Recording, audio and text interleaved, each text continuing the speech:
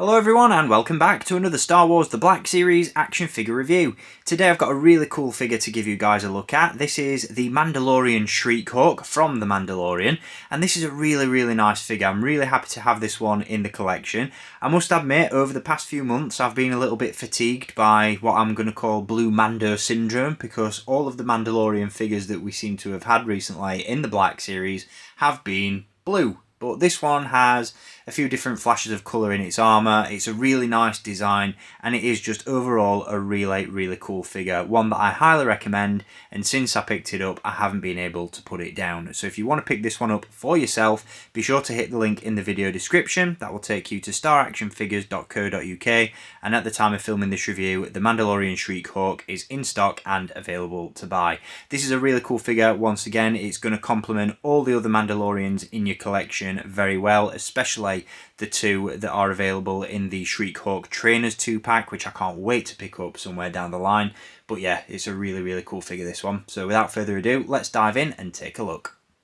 So as always, let's take a look at the packaging that this figure comes in. As you can see, this Mandalorian Shriek-Hawk does come in the new and updated style Black Series box. We have the colour band around the edge indicating that this character is from The Mandalorian. We have the name of the character down the side and the number in the series. We of course have a coloured background in the plastic tray behind where the figure sits in the box.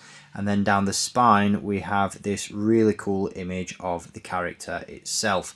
On the reverse side of the box we have a brief description of the character, and then that image once again, and as you can see the number once more in the series.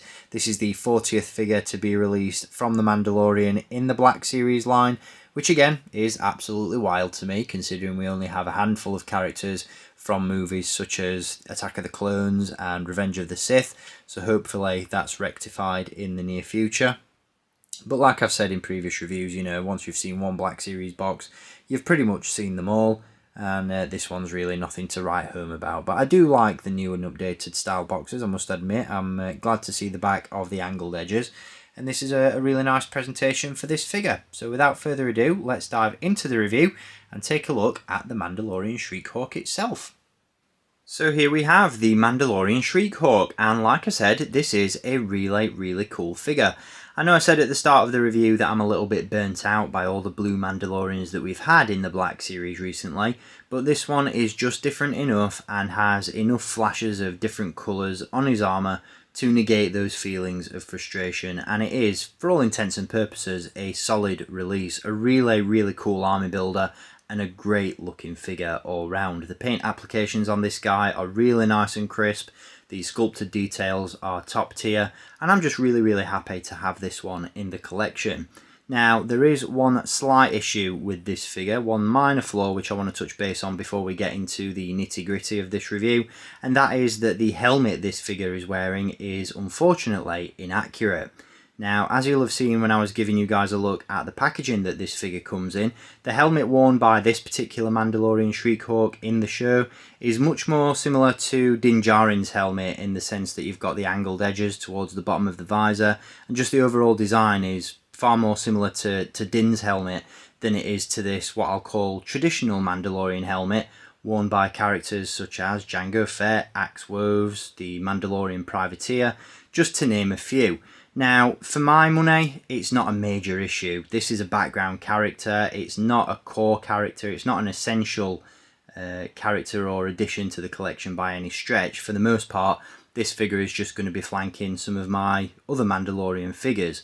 So it's not a major issue, it's not a deal breaker by any stretch, because it doesn't make the figure worse. It's just slightly frustrating that little details like that are still slipping through the cracks at Hasbro. It's very similar to the issue that Clone Commander Jesse had from the Clone Wars, in the sense that the helmet looked great, but it was inaccurate and it wasn't true to the show, which is frustrating and it is unfortunate, but like I said, it's not a detriment to this figure by any stretch. Like I said, the sculpt is still absolutely spot on, the paint applications look great, and again, for my money, it's not a major issue, but I did feel like it was worth pointing out in the review. Now, we'll touch base on the articulation on this guy first, and then we'll dive into some of the accessories and some of those sculpted details that I think are so cool about this figure. Now, we do of course have, as always, a ball joint at the head, Unfortunately, the helmet isn't removable, but what we do have is inside the helmet a sculpted head, which really helps the proportions of this figure. As I've said in previous reviews, I love it when my action figures look not like action figures, but like actors in suits, and this is what we get with the Mandalorian Shriek-Hawk. As I said, there is a ball joint there, and as normal, we have a ball joint at the bottom of the head and the base of the neck, so there's some really nice fluid movement going on there in the head itself. We do have ball hinges and butterfly joints at the shoulders as well.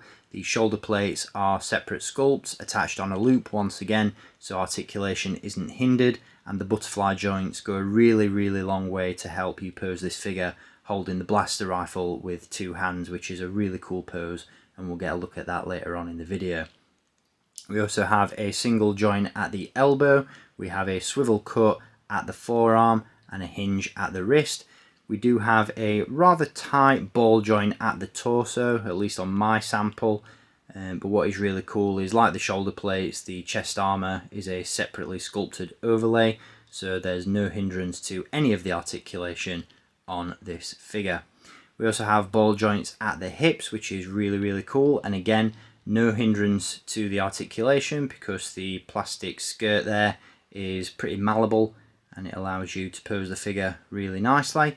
We also have swivel cuts at the upper thigh, a single joint in the knee, and a hinge and rocker as always at the ankle. So really cool articulation on this figure. Like I said, you can get him in some really cool poses, particularly holding the blaster rifle with two hands like so, which looks really cool.